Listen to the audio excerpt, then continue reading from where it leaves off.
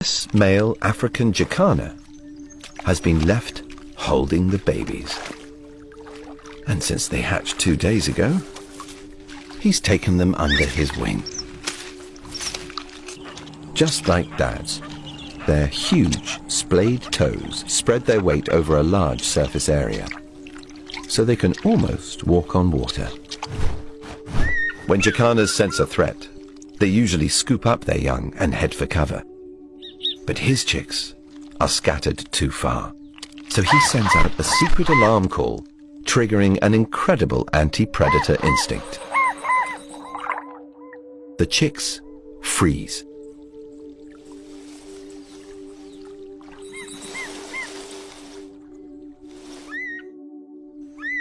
All Dad can do is hope they keep as still as possible.